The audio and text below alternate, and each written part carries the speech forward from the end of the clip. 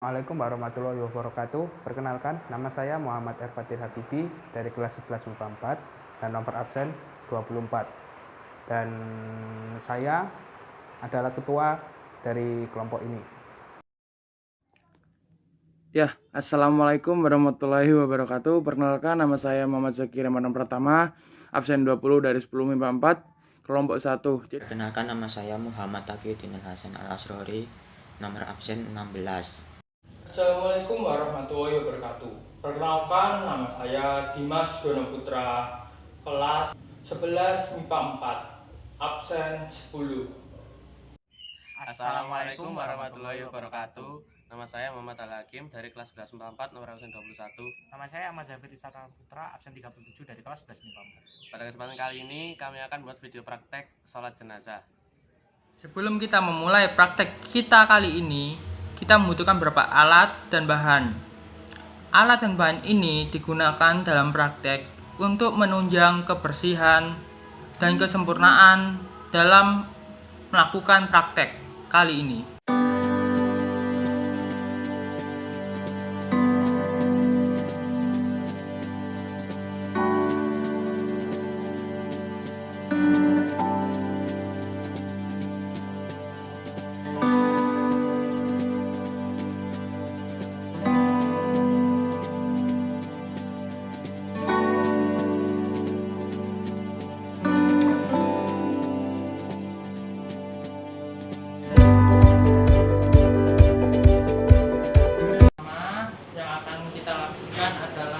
Berikut adalah niat untuk memandikan jenazah. Nawaitu husla adaan halal mayyiti lillahi ta'ala. Nawaitu ghusla adaan hadazil mayyitati lillahi ta'ala. Bilas jenazah menggunakan air.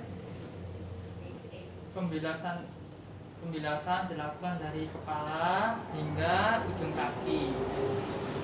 Dan pastikan ketika membilas jenazah, kain yang digunakan untuk menutupi auratnya tidak sampai terangkat atau terbuka.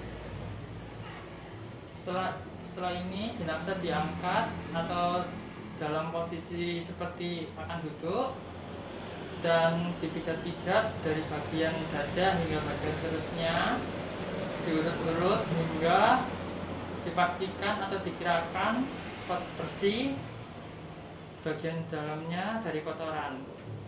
Setelah itu diletakkan kembali dan mengambil air untuk membilas kotoran yang baru saja dikeluarkan.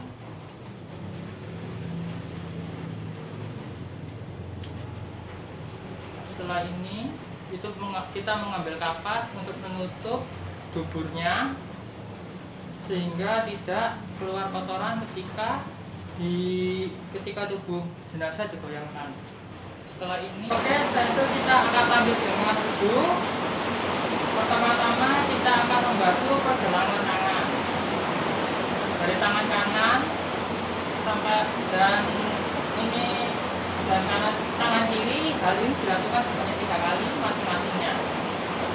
Setelah pergelangan tangan selesai atau sela-sela tangan, dilanjutkan dengan mulut, yaitu hidung 3 kali, kanan dan kiri. Tangan bagian paling bawah hingga sikut. Dari kanan dilanjut ke bagian kiri banyak 3 kali. Setelah bagian tangan ini selesai, dilanjut dengan membilas kepala. Setelah kepala selesai, dilanjut dengan bagian telinga dari kanan dan kiri. Setelah telinga selesai, dilanjut dengan membasuh kaki kanan dan lalu kiri sebanyak 3 kali. Setelah bagian ini selesai, maka kita akan membilas mayat ini dari ujung kepala hingga ujung kaki, dan jangan sampai bagian ini terangkat. Setelah itu kita menyabuni mayat ini dari pergelangan tangannya hingga seluruh badannya kita pindah arahnya seperti ini dari kanan, lalu kita bilas, dan setelah dirasa bersih kita pindah sebelah kiri, kita sabunin, lalu kita bilas lagi hingga bersih.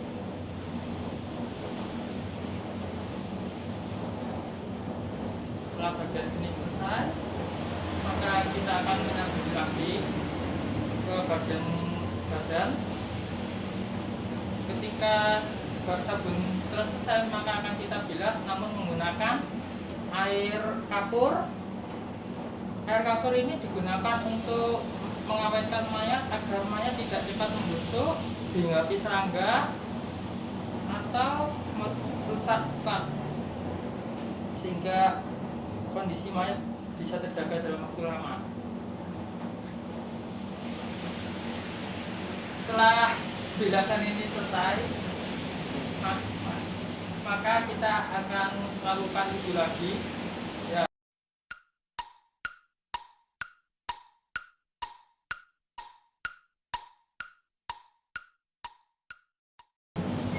Hal ini dilakukan agar mayat dikuburkan dalam keadaan suci. Hal itu disunahkan oleh Rasul Muhammad SAW. Setelah proses pembutuhan selesai, maka akan kita keringkan.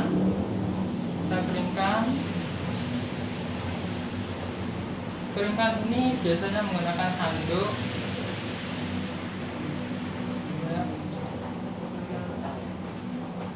Kita keringkan hingga seluruh badannya kering.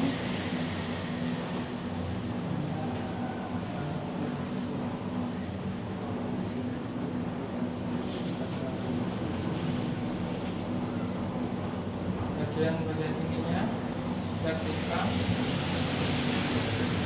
Terus kalau bila sudah dikeringkan, bila jenazah memiliki rambut, maka akan kita sisir, kita tata rambutnya. Bila dia memiliki kuku yang panjang atau tidak tertata, kita rapikan. Bila ketiaknya ditumbuhi bulu-bulu, maksud saya rambut-rambut, bisa kita potong atau kita cukur, atau jenggotnya yang dalam keadaan berantakan bisa kita tata rapi. Setelah itu jenazah bisa kita tutup dengan lapisan yang kedua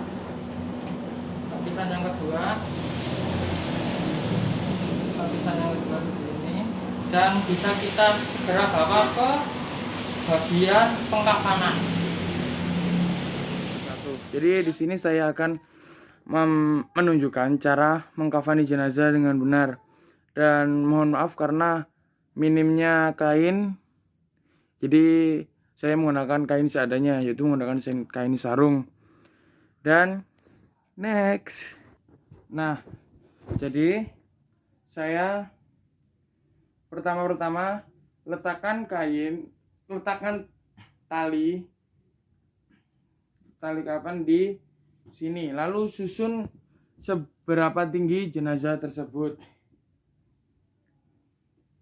Dan bisa pakai 4 atau 5, tapi minimalnya 3 seperti itu. Dan saya menatanya seperti ini. Nah, seperti ini ya. Saya susun seperti ini. Dan yang kedua yaitu letakkan kain menutupi tali jenazah tersebut. Letakkan kain menutupi tali.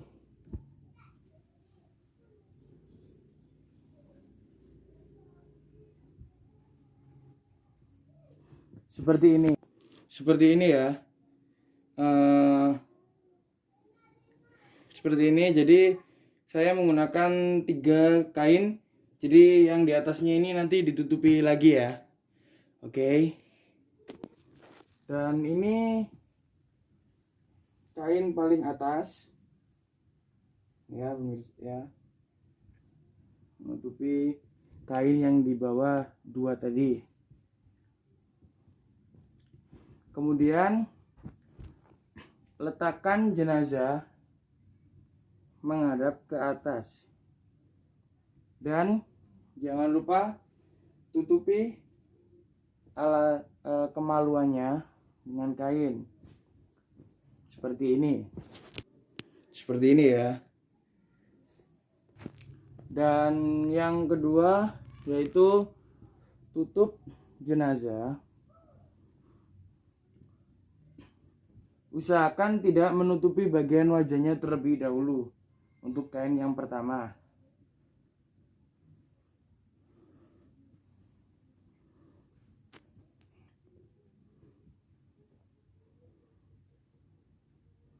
Dan yang kain kedua barulah menutupi setengah dari jenazah tersebut. Dan untuk yang terakhir seperti ini.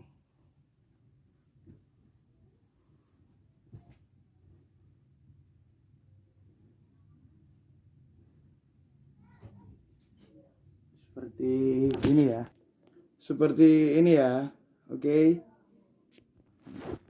Dan yang pertama lalu ikat, dan yang terakhir lalu ikat tali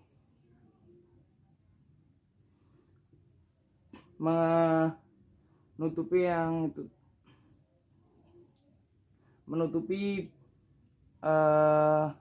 bukan menutupi sih, tapi supaya kain jenazah tersebut tidak lepas.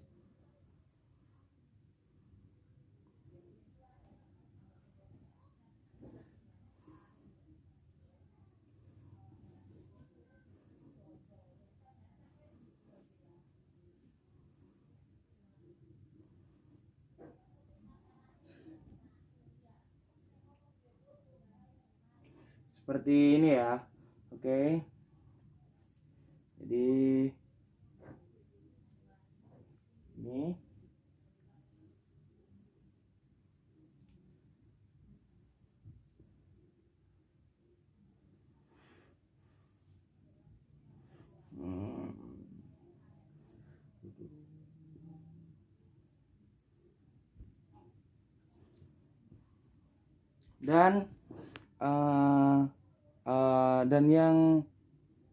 dan hasilnya seperti ini ya. Nah, dan hasilnya seperti ini. Saya menggunakan 4 tali. Oke. Karena kami adalah kelompok laki-laki, jadi kami mempraktekkan sholat jenazah pada laki-laki. Jadi, posisi imam sejajar dengan kepala jenazah laki-laki. Anggap saja ini jenazah ya. Sholli ala hadzal mayyiti arba'at takbiratin fardhu kifayati imaman lillahi ta'ala. Sholli ala hadzal mayyiti arba'at takbiratin fardhu kifayati makmuman lillahi ta'ala. Allahu akbar. Bismillahirrahmanirrahim. Alhamdulillahirabbil alamin. Arrahmanirrahim. Malik yaumiddin. Iyyaka na'budu wa iyyaka nasta'in. Ihdinas siratal mustaqim. Siratal ladzina an'amta 'alaihim ghairil maghdubi 'alaihim waladdallin. Amin. Allahu akbar. Allahumma sholli ala sayyidina Muhammad wa ala ali sayyidina Muhammad kama shallaita ala sayyidina Ibrahim wa ala ali sayyidina Ibrahim wa barik ala sayyidina Muhammad wa ala ali sayyidina Muhammad kama barakta ala sayyidina Ibrahim wa ala ali sayyidina Ibrahim fil alamin innaka Hamidum Majid. Allahu akbar. Allahumma ighfir lahu warhamhu wa afihi wa'fu anhu wa akrim nuzulahu wa wasi' madkhalahu wa silhu bil ma'i wa salji wal barad wa naqqihi minal khotoya kama yunqqa sabul abyad minad danas wa adkhilhu daran khairan min darihi wa zawjan khairan min zawjihi wa adkhilhu al jannata wa a'idhu min adabil qabri wa min adabin nar. Allahu akbar. Allahumma la tahmilna ajrahu wa la tahtimna ba'dahu waghfir lana wa lahu. Assalamualaikum warahmatullahi wabarakatuh. Assalamualaikum warahmatullahi wabarakatuh. Prosesi terakhir yaitu prosesi memakamkan. proses memakamkan ini juga tidak kalah pentingnya dengan 3 proses sebelumnya, karena jika sebuah mayit tidak dimakamkan maka bau busuknya itu bisa menyebar kemana-mana, dan bau busuknya sangat busuk sampai kita mungkin, kalau kalian tidak merasa, kalau kita tidak merasakannya, mungkin tidak akan pernah tahu bagaimana baunya. Maka dari itulah Rasulullah menganjurkan untuk menyegerakan memakamkan mayit, menyegerakan menguburkan mayit tersebut, namun tidak tergesa-gesa. Menyegerakan dan tergesa-gesa adalah hal yang berbeda. Nah, lalu bagaimana caranya?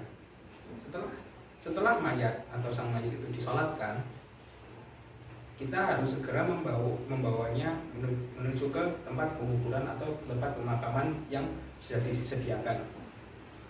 Nah, saat orang-orang mulai membawa kerandanya atau membawa mayitnya, kerabat atau keluarga itu diperbolehkan untuk mengikuti dan mengantarkan sang mayit ini sampai ke tempat peristirahatan mereka yang terakhir. Setelah sampai di sana, kita bisa langsung menguburkannya. Nah, untuk ada beberapa ketentuan yang harus kita patuhi, sebab ini untuk kedalaman dan untuk dari liang lahat sang mayit nanti. Nah, diusahakan liang lahat sang mayit atau kedalaman liang lahat sang mayit itu cukup dalam sampai kita tidak bisa mencium bau busuknya, dan hewan-hewan liar itu tidak akan menggali kuburannya. Lalu seberapa kedalamannya? Bisa kalau misalnya kita disarankan bisa kedalamannya itu bisa berukuran sekitar 120 cm atau 1,2 meter. Karena seperti yang kita tahu, kalau kita lihat pada prosesi penguburan, maka kedalaman yang lahat itu selalu sedikit lebih tinggi daripada pengubur. Lalu di dasar yang lahatnya kita lalu menyediakan semacam tempat yang lebih sempit lagi, itu yang disesuaikan dengan pas dari lebar dan tinggi dari mayat tersebut. Setelah itu mayat tersebut bisa masuk. Sang mayit itu diharuskan menghadap ke kiblat. Jadi panjang dari yang lahannya itu bisa terserah di mana saja, arah mana saja bisa. Tapi bisa sang mayit itu bisa menoleh ke arah barat, dan diperbolehkan mengajar sang mayit itu dengan bantal atau karung yang sudah diisi dengan tanah. Untuk melalainya seperti gambar ini. Nah, setelah sang mayit itu saya masih dan dikuburkan, apakah kita perlu melepaskan tali pengikat dari kain kafannya? Tidak perlu. Memang ada mitos yang mengatakan kalau nanti tali pengikat kafannya tidak dilepas, maka nanti bisa dipotong. Nah, itu hanyalah sebuah mitos. Dan jika kita melakukannya agar sang mayit tidak dipotong atau menabung, pada akhirnya kita nanti akan justru jatuh ke dalam kesyirikan. Setelah itu, kembali lagi, setelah sang mayit sudah dikuburkan, di atas kuburan sang mayit itu diberikan kuburan sekitar 50 cm atau istilahnya cukup tinggi agar semua orang bisa tahu kalau di sini itu ada tempat dikuburkan sebuah jasad mayat berjasa itu. Mengapa begitu? Agar orang-orang itu tidak menjadi kuburan tersebut, karena memang tidak bisa kalau dikasih kita baca di apa-apa kuburan itu adalah hal yang salah, tidak boleh teman-teman. Mungkin kalau tidak bisa ditandai dengan gundukan, kita juga bisa menambahnya dengan sebuah penanda kayu di bagian kepala dan kaki sang yang ada tersebut, atau bisa disebut dengan yang namanya batu nisan. Atau mungkin kalau bisa kalian tidak melakukan, kita bisa menambahkan keduanya. Semuanya diperbolehkan asal orang-orang itu tahu kalau itu adalah sebuah hiburan. Setelah mayat dikubur dan sudah diberi tanda dan kita sudah memberi pewangian di sana, ada hewan-hewan yang kita menuju ke sana, ada hal yang harus dilakukan, ada hal setelah yang dilakukan. Jadi yang pertama, kita tidak boleh meratapi kematian dari sang jasad kematian atau kepergian dari sang mayat tersebut. Mengapa? Karena jika kita meratapi kepergian dari mayat tersebut, kita itu justru malah memberikan beban yang teramat sangat sakit bagi jiwa sang mayat, dan itu tidak diperbolehkan. Menangis boleh, karena memang itu merupakan bentuk emosi dari seorang manusia ketika ditinggalkan oleh orang kesayangan kita atau orang terdekat kita. Karena mau bagaimanapun juga, seberapa siap kita dengan sebuah kematian dari seseorang, kita tidak akan pernah siap. Selalu ada rasa sedih. Itu yang pertama.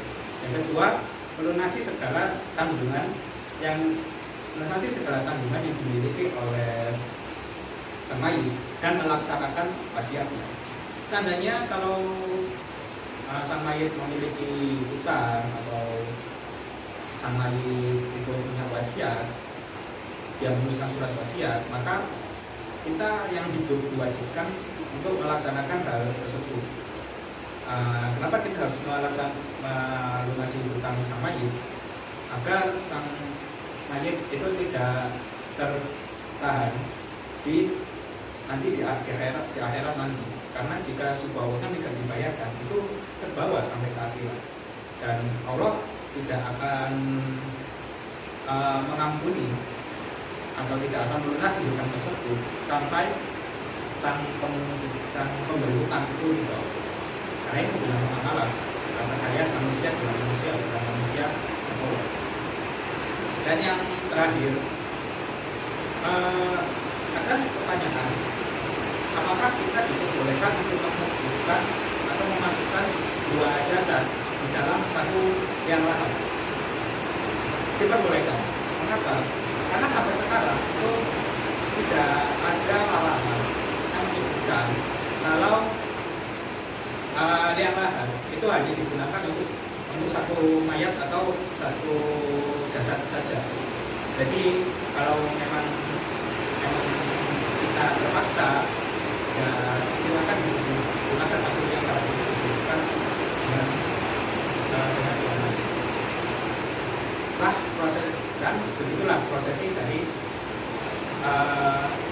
merawat jenazah, mulai dari memandikan, dikafani, menyolatkan, dan semuanya sudah selesai. Dan apa yang bisa kita lakukan sebagai umat atau manusia yang masih hidup ini? Kita hanya bisa melakukan tidak lain dan tidak lebih hanyalah mengambil pelajaran dari kematian sang bayi tersebut. Itu yang pertama. Yang kedua, tidak lebih juga kita hanya bisa memberikan doa kepada sang bayi tersebut. Jadi mau bagaimanapun juga, orang mati sudah tidak bisa apa-apa. Dan satu hal yang pasti, janganlah kita meminta doa kepada orang yang sudah mati, karena orang yang sudah mati itu kita sudah tidak bisa apa-apa. Malah orang mati ini justru yang butuh doa dari kita. Terima kasih, sekian dari kami kelompok 1. Saya minta maaf atas kekurangannya dan salah kata saya atau mungkin ada sedikit yang tidak sesuai. Terima kasih. Wassalamualaikum warahmatullahi wabarakatuh.